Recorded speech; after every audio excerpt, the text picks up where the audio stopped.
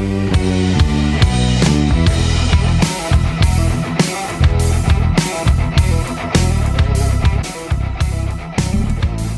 up, Poppin' T fam? It's your host, Poppin' T. Sitting here as usual, Poppin' T. Back with another episode. The Ravens have officially, made their head coaching hire, coordinator positions. We're going to get into that this episode. But Pop, before we get into that, obviously we had our T of the day. Our T for the day, man. Star, All-Pro, Pro Bowl defensive tackle Nnamdi Madubuike sent out a tweet about last week. Nothing major, just a simple saying good news. The prayer hands emoji. Pop, what was your initial reaction to seeing that? And are you hoping to, possibly see Madubuike back this season? I mean, with all the doom and gloom surrounding Madubuike, anytime I'm watching a mock draft, anytime I'm watching anyone covering the Ravens, they always have to throw in, we don't even know if Nnamdi will ever play again. Yeah. Everyone always needs to throw that in when they're talking about the Ravens. So even just some positive news with that tweet, like I'm ecstatic. I don't know if he'll play next season. I hope he does. I don't see why he wouldn't if he gets a positive diagnosis on whatever neck injury he's dealing with. But I mean, if he's getting positive news, and I imagine that's what he's tweeting about, we were joking before the show that he might be just tweeting about John not being there anymore. He ain't got internet. It took him a little while to get that tweet out. But I mean, any positive news revolving one of our top 5 players on the team, arguably, is major news. Yeah, I really hope when he said good news, he was talking about his neck. Obviously, could have been anything in life. But like you said, man, it's a top 5 player on our roster. Like, he's truly a game wrecker, a game changer in the league. As a pass rusher, he might be one of the best interior pass rushers in the league. Yeah, I was just about to say top 3. Like, he's recognized across the league. Like, it's not just a Ravens and a Baltimore fan thing where, like, oh, Nnamdi Madubuike. Nah, like, the league knows who this guy is. Like, he's on the game plans. You're watching film. You got to double this guy. He's one of those type of guys. And he just makes everybody's jobs easier. He makes Roquan's job easier. He makes Mike Green's jobs easier. Secondary, he just makes everybody's job easier. So, man, if he could get back next season, kind of after going an entire football season without any news, any progress, anytime EDC, John Harbaugh asked about it, they just declined to answer, so they couldn't talk about it. So if we could get him back, man, that would be huge. It'd be huge not to have to use a first, second round, third round pick on the D tackle. Even though we'll still need to draft a D tackle, but just being able to use those assets elsewhere, and hopefully, Big 92. I know that our new head coach would love to have that extra piece, definitely, to use in his defense, and I think that moves us to where we need to go. I think it does. The man Minter is coming. I saw that. Thought it was really cheesy, but I've been saying it more than I probably should. Minter is coming, baby. Shout out to the North. That's how we do things out here. The Ravens have officially hired their 4th head coach in program history. Jesse Minter, former Chargers defensive coordinator, former Michigan defensive coordinator, former DB's coach for the Ravens, and defensive assistant. Pop, we'll get into the coordinators later. Just what are your initial thoughts when this Jesse Minter hire?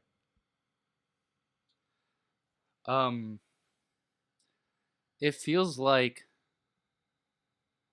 I mean, he was one of my top candidates going into the cycle. But it feels like that mistake we made of letting Mike Macdonald walk out the door is kind of redeemed a little bit. And I don't know if it was a mistake at the time. It would have been hyper aggressive to move on from John Harbaugh after the AFC Championship game and promote your defensive coordinator to head coach. But it really feels like we have a chance to right our wrongs in that situation and get the closest thing to Mike Macdonald, who is running the premier defensive scheme in the NFL right now. We have the number 1 disciple of the best defensive mind in the league coming in to coach up our defense, which has been all over the place the last couple of Abysmal. years. Garbage. So, Doo-doo. I mean, if it's the type of thing where like Lamar is only having to put up like 24, 27 points a game and we're winning, like that becomes huge. Like, Huge, man. I always mess with my friends who are Eagles fans. Just because I like to troll, man. I always talk about how Jalen Hurts has it so easy. His defense is so good. He has all these weapons. He doesn't have to do so much. But they don't secretly know, man. That's all I want for Lamar Jackson. Like, I'm yeah, so tired of Lamar Jackson having to play hero ball. yeah, Man, let's let the defense go out there, hold a team to 17 points, and get out of there with a dub. Hold a team to 14 points and get out of there with a dub. I don't need no 40 to 47 shootouts. The game with the Bengals, both games that 2024, 2025 season. I don't need any more of those. I yeah. don't want any more sweating. One a season, Just give me one. if that. Let me see some fireworks once. Yeah, But other than that, man, I need that defense to be shut down. And like you said, man, I think it's a great opportunity to right or wrong. Like you said, letting Mike walk out the door, man. Hopefully to get, his first disciple. There's a couple of them across the league. I guess we have two of his disciples because he also talk about it later, Anthony Weaver into the building, who also ran that scheme. Um, but not I kind of cut you off, man. But I think the mentor hiring is huge. Um, and it just makes me feel more. Um, trying to find another word, like makes me feel right. Kind of seeing Mike take his team to the Super Bowl, and then hiring Jesse is like, okay, we made the right move. I really wanted Kubiak a lot. I loved his offensive schemes, but like to watch the heart and soul of the Seahawks team be the defense, be what's carried them to the Super Bowl with Sam Darnold. Like, imagine because like the way I see it is like Lamar Jackson playing with the Seahawks defense. If Sam Darnold can play good with this defense, and that's what it takes to get to the Super Bowl, man, if Jesse Minter can come in here and get that defense right, we might run off a dynasty, man. Like, yeah, it's Lamar Jackson has that type of potential to me, where it's like he can always get you out of a tough situation. So if Mentor can have that defense hooping, man, and we can have some explosive plays on offense, I'm very excited. I'm very excited yeah. to see what can comes with this Jesse Mentor hiring. And I think that our roster talent, hypothetically, I know it hasn't looked that way, is a lot better than what he worked with the Chargers. And I agree. like, I think those rosters were bad. I think that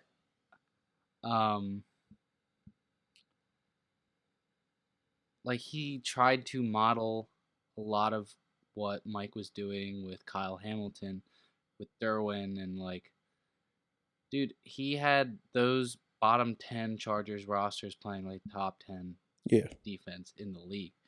I mean, he was making chicken salad out of chicken shit in LA.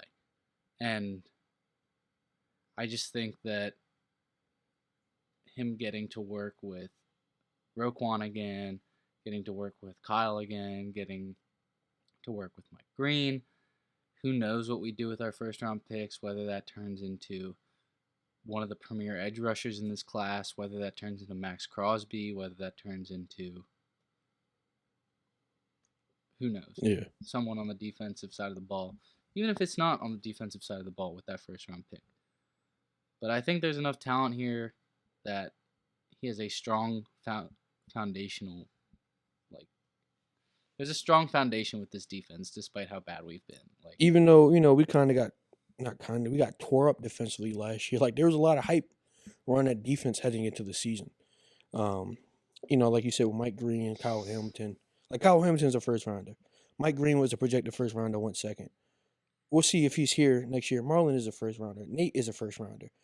Malachi, like we talked about how many first rounders were invested into that secondary last season, with the addition of Jair. And I think that's something that like has to be in the back of Mentor's mind. Is like, they've invested a lot of talent into this defense. It just needs the right guy to come open it up to get it right. To get these guys execute. Tony Jefferson playing snaps in LA last year. Yeah. I completely And forgot both about of that. our safeties are first-round picks. Yeah. Yeah. Tony Jefferson Dude, in the big 2025 is playing safety on Jesse Minter's out there defense. with icy hot between every play. Yes, Like, that's what I'm saying. And making plays on his defense. yeah, Like, the sky's the moon with this defense, in my opinion. I 100% And agree. I'm kind of glad. Like, I was really high on Flores in this whole process just because of how much of a mastermind he is. But, like, the consistency, like, they're running the same scheme. One things that might It's change is just the carrying verbiage. Like, Yeah. So, like, it's not like clean slate. You guys got to learn how to do defense. Like, someone's good as running that defense, but like these guys are just going to have. I think it picks up right away. That's what I'm trying to say. and with you saying that, that's something that I've kind of grown more fond of over the last couple of days. Something that I was kind of dreading and wanted to avoid at first was staying in that hardball tree. With hiring Jesse Minter, we're looking at guys like Anthony Weaver. But now I'm kind of like looking back and it's like, maybe the whole thing doesn't have to get flipped. That was kind of in my mind, like, dude, flip it all. Like, complete culture, everything change, regime change. But I'm kind of like, dude, this team, we talked about this team as a Super Bowl favorite last year. We were just sitting not too long ago convincing ourselves that if we beat the Steelers, we could go on a run. Like, there's obviously a belief in this team and like the foundation of this team. And I like the fact that maybe it might be a similar message because I don't think we got to identity wipe everything, but maybe just a different voice, a younger Yeah. voice, a more in tune voice, a guy who's a little more, in tune with his locker room, the schemes, add something to the sideline. Like Jesse Minter only being 40, I love that. We'll talk about it a little later. Declan Doyle being 29 years old, I love that. Like bring the youth back into the program and let's try it again. We need to go wipe everything and completely restart the computer. But let's uninstall this software of John Harbaugh. Let's plug in Jesse Minter and let's see if the computer runs any better. And I think the computer will run better. Um, and I'm kind of getting a little more excited the fact that we're not completely restarting. We're just changing a couple wheels in the car. We're changing the tires, and we're getting back on the road. We're not making a whole new car, and I'm kind of excited about that.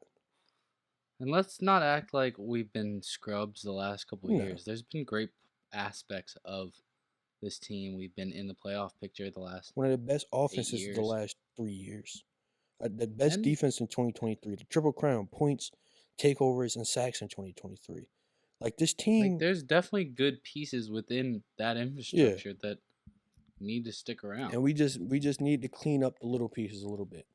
The execution, the focus, and I think a new voice. Shuffle things around. Yeah, but we don't need to throw out the deck. So I'm excited to see Mentor back in the building. After kind of wanting a fresh new start, new voice, new everything. I've kind of come around to the idea of Mentor. But speaking of Mentor, obviously, new voice, new staff, new coaches. So, I think he's kept one guy on the staff, maybe two. I know Randy Brown, assistant special teams coach, is back, but I think for the most part, everybody else is new, which includes obviously the offensive coordinator, defensive coordinator. Before I get into these two guys, I will say shout out to Todd Monken, our previous offensive coordinator, for getting a job over at Cleveland. I'm very excited to see those matchups, see what he kind of schemes with Shadur. Going on a tangent here, but it's crazy, bro. Our entire 2023 staff, or coaching staff, are head coaches.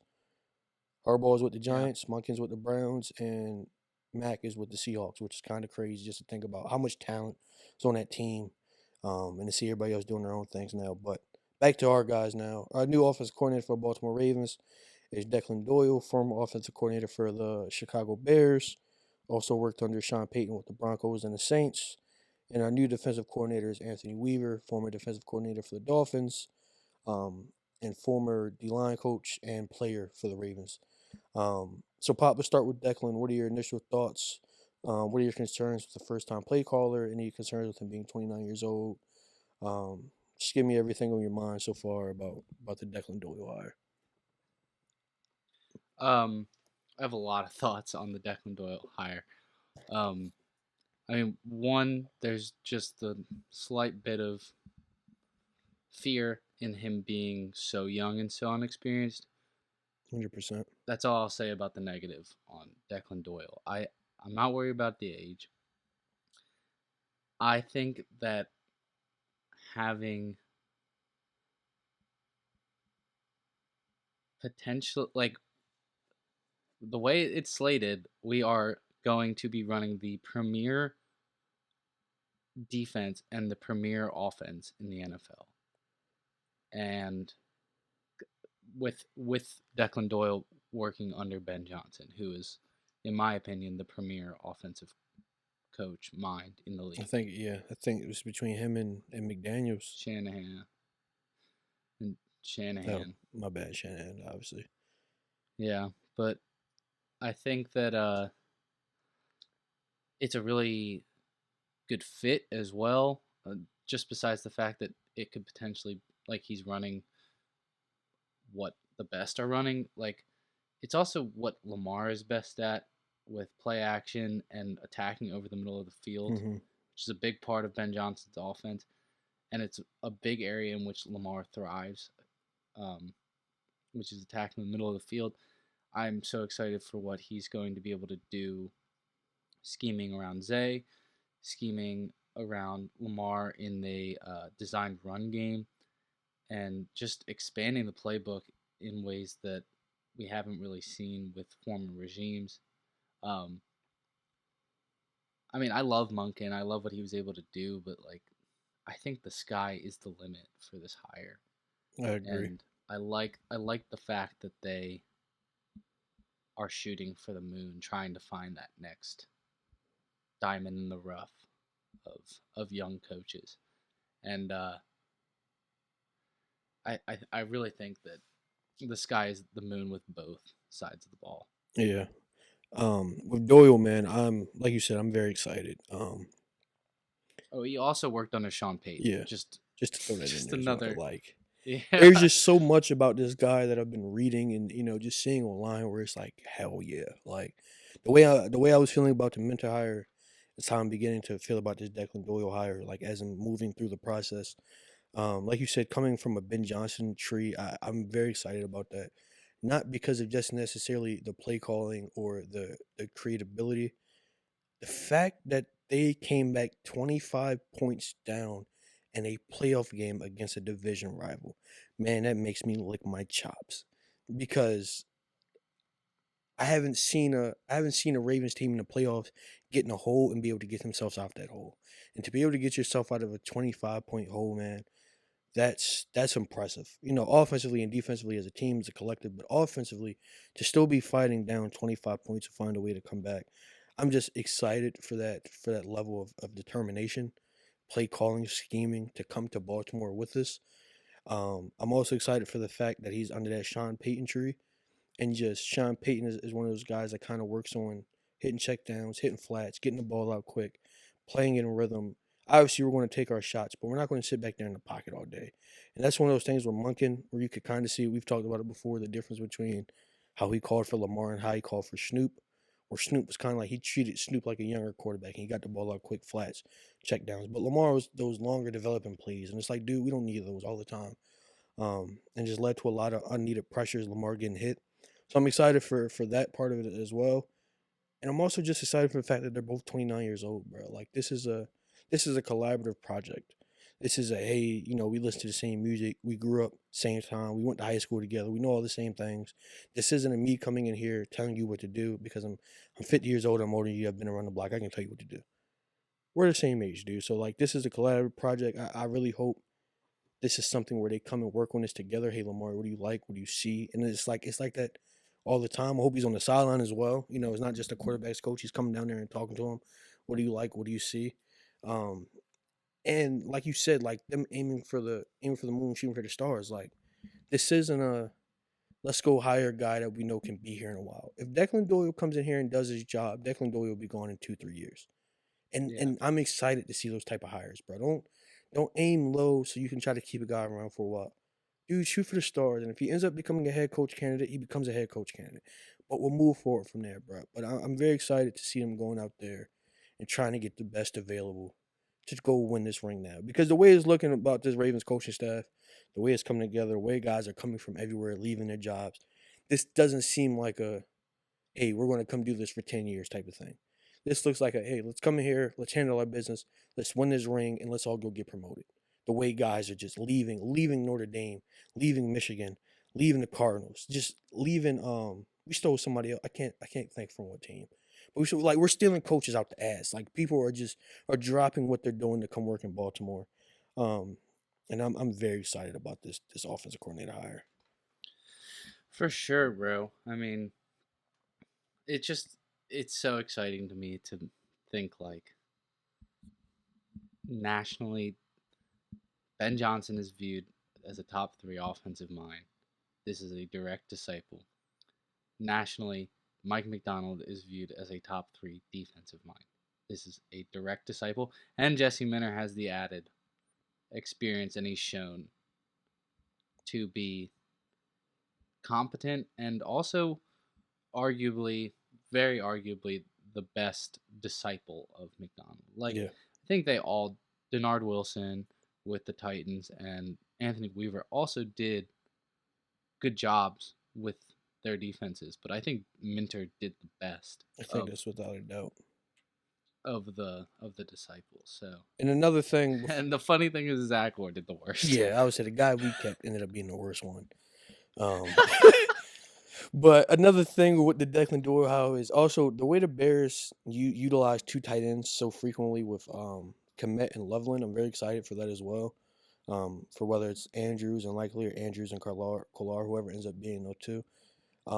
Just to see them really on the field, and also a lot of what would it be? I guess 1 wide receiver, 1 tight end sets with 3 wide receivers out there, 4 wide receivers. Like the Bears use a lot of that. Like they got in and out of a lot of things. So I'm also excited for that to see the usage of the wide receivers. Hopefully, Tez Walker getting more snaps. Second tight end being more involved in the offense, and just seeing how, with the addition of Declan Doyle and also the Atlanta Falcons O-line coach Dwayne Ledford, he used a lot of outside zones with Bijan and Tyler Algier. So I'm very excited to see that as well. With the 2 tight end sets coming from Doyle and then the outside zones from Ledford, seeing Derrick Henry dude, stop running him behind the guards. He thinks he's a scat back. He wants to be Chris Johnson, CJ2K. He wants to hit the outside, run the stretches, run the outside zones. I'm very excited to just see how they pair that, play at just all of it, bro. I'm very excited to see this next iteration of this Ravens offense. Yeah, last thing I'll say on Declan is that we saw so much innovation from Roman to Monken. I'm expecting even more, just like expanding upon what we're capable of with this offense. Like I feel like we haven't even with as good as the Monken offense was, especially last year, I don't even think we've reached max potential at yet. all. Yeah, I don't think so at all. I feel like I had one more thing, but it just slipped my mind. It's probably for the best for us to move on anyways, because I go on rants. But on the other side of the ball, the Ravens, as we talked about, hired defensive coordinator Anthony Weaver to give background again, former defensive coordinator for the Dolphins, former D-line coach with the Ravens, will be also involved with the D-line again coming back, and was a former player for the Ravens. So, Pop, what are your initial thoughts on bringing Weaver back in the building? How excited are you to see that face back home, a familiar face in the building? And what does he mean, potentially for the D-line for him coming back? I don't have many thoughts on Weaver just because it's same scheme. But and he's not going to be the one calling the plays. At least I don't think. No, he's not. Minter has already confirmed that he was calling plays. Yeah, I just didn't know if that could potentially change because that interview happened before he hired Weaver. But the one thing I will say is that Miami had this reputation of being an unphysical team. And I feel like down the stretch, that defense got so much more physical, especially their front 7. Yeah. And I think that we kind of strayed from that this past year. I agree. And I think that if he can help it incrementally be a little bit more physical of a defense and a stouter defense, then I'm all for it. Yeah, I'm right there with you, man. Like you said, it's not too much to say. He's a familiar face. We know him. He's been in the building. He's been around. Same thing with Mentor, obviously, but I'm very just. I'm most excited for the D line. We also hired. Let me see, find his name real quick. The day we're recording, we hired Michigan D line coach Lou Esposito. So Lou Esposito, Michigan is always great in the trenches. Plus, Anthony Weaver. I'm very excited because the Baltimore Ravens that I grew up on were always built on their trenches. I feel like we got kind of cute recently with the secondary, all the first round picks, invested there. But we started in the trenches, man. I could name off names all day: Peter Bower, Haloti Nada, Terrell Suggs, um, Paul Kruger. Yeah, you forgot that name, baby. Arthur Jones. Like I could go on and on and on and on. The Ravens are built on the trenches, man. So I'm excited to see a defensive coordinator who specializes in D line. Hopefully, he brings that ferocity back to the building. Like you talking about, he had in Miami, that aggression, that 11 nose to the football, everybody pursuing the ball, not allowing quarterbacks to sit back there pretty for 10 minutes all day anymore. No more Aaron Rodgers sitting back there all pretty. Joe Flacco, Jared Goff. I hope we get them guys' ass. And that starts with, obviously Nnamdi Madubuike coming back. He's the start of it all. But man, I really hope he transforms Mike Green. Because we need an edge rusher. Like it's not a there's no art like it has if we're going to win a Super Bowl, it has to happen. That D line has to become more physical. We have to get a premier edge rusher. And I don't think we're the team to go make the move to go get him Max Crosby. Maybe we sign Hendrickson in free agency, but this team is going to take that next step. Mike Green also has to take that next step. Excuse me. So I'm very excited to see Weaver I back in the wouldn't building. say I wouldn't say we're not the type because a lot has changed. A lot So has changed, but I'm ready to just EDC is let what still happens. EDC. My eyes are still on that man. Yeah. As Bashadi told him, he next. So he's on that hot seat. He knows that. So hopefully, with him knowing that there's an added pressure, that hopefully he does go out and make those aggressive moves. Blow up Las Vegas's phone. Because I saw a report said Crosby's time in Las Vegas is coming to an end. But I don't know if I buy it, man. Shams just said all week that Giannis was getting traded just for Giannis to not get traded. So we'll see obviously as the offseason comes about if Crosby's on the move. But yeah, I'm just excited for Weaver, the D line, and hopefully that aggression, Minter and Weaver, just that aggression, that fast physical football back to Baltimore, man. All right, so as we know, obviously, Pop, the Ravens missed the playoffs this year, finished 8-9, second in the AFC North, hold the 14th overall pick in the 2026 NFL draft. Just real quick, what are your initial thoughts on the draft? Being at 14, are you hoping it to move up, possibly move down? Just what are you thinking of that 14th pick? Um, I would like to see us get aggressive, but I think that our positions of need, being D line and O line, potentially wide receiver too, are Hmm. deep enough that 14 should be good enough to get us a competent player. Like I'm not saying okay, if it's an edge rusher that Minter wants in the first round, if your guy isn't there, like don't go reaching for like Keldrick Falk or someone like that wasn't maybe your first choice. But like let's say the edge rushers come off the board early and David Bailey, Ruben Bain, uh, Arvell Reese, all those dudes are just gone immediately. I mean, go grab one of the good offensive linemen between Maui Goa, Fano, Vega from Penn State, or go grab one of those receivers. Like, I think the board is going to fall in a way that we're going to be able to get one of those positions of need at 14. Yeah, But if you love Ruben Bain, you love David Bailey, you love one of these premier guys, please, please just go get him because I want Minter to have exactly what he wants for this defense. Yeah, I agree. So I just don't think it's necessary unless it's someone that they just are in love with. And I wouldn't hate for it to be Bane. I know I'm a homer, but I ain't mad at it, man. Bane is a he's a dog. freak. I would love if it kind of happened to Kyle Hamilton situation. I heard his arms are a little shorter than they'd like. Um, so maybe he drops a little bit to us, but I doubt that. Um, but I've gotten to the point where like I kind of trust the Ravens drafting. I would like to see us be aggressive and move up, but if we stay at 14, I kind of trust the board to fall to us, in a specific way. Just like I kind of did with Kyle Hamilton at 14, us being able to get Malachi, the guy we wanted all along, at 24 last year, getting Nate Wiggin, the guy we wanted the year before. Like, we just seem to have this luck of the board falling our way.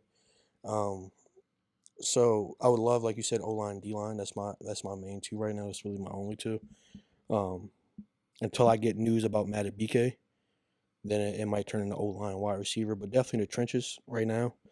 Um, and I'm I would just, really hate a nose tackle type, to be honest. yeah.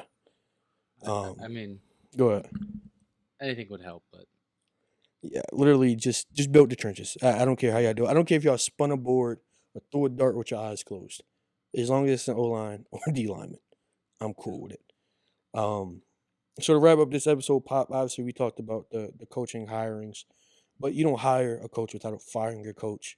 So before we get off here real quick, man, give me your thoughts on just your 18 years of John Harbaugh football. Anything you like to say to John or to the fans, or just looking forward, your last couple of seasons with John. Just anything on your mind about John Harbaugh before we get out of here. I mean, shout out, John. Like, kept us consistently at the top of the league, whether that was by your own doing or the players on your roster. We'll never know. I mean, we can speculate certainly, but um, that's a real thing that he kept us consistent. I think he's an awesome dude. I think he is a floor raiser of a coach. I think I think it was just time Yeah. to move on, and I hope he finds success in New York. I don't know if it will happen, but shout out John Harbaugh. Thank you for the 18 years. Hopefully you're on to bigger and better things, and hopefully the Ravens are too. Yeah. I'm on the same wave, man. Appreciate you, John. But it's just like, growing out a pair of shoes. Yeah. Outgrowing a pair of shoes, man. Sometimes it gets too big, you outgrow them. Somebody else can still wear the shoes. The shoes can still be perfectly fine. Give them to Goodwill, whoever, Salvation Army, and some other kid can wear them. But you've just outgrown them. And I think that's just where we got with John Harbaugh. I think we just kind of outgrew that relationship. Seemed like a hell of a guy, hell of a man, hell of a father, hell of a leader. And like you said, I hope he does big things in New York. I think with that young talent, he definitely can. But I think it was just time to move on, and I'm excited for the future. I'm not going to sit here and shit talk him too much. I did that the last 3 years. Um, so I'm just excited, for hopefully bigger, better things, a Super Bowl berth, and see Lamar Yeah. Jackson host that Lombardi. That's all I want. Yeah. But yeah, that's it from us, man. We appreciate y'all listening, tuning in with us here on another episode of Pop and T Podcast. We'll try to keep you updated throughout the off season with all the coaching hirings. We're almost about done. I think we only have about 3-4 more spots left to fill. Talk about some free agency later in the year, and hopefully we'll hit the season running. That's it from us. Peace out. Appreciate Go y'all. Ravens. Go Birds. Well, real birds.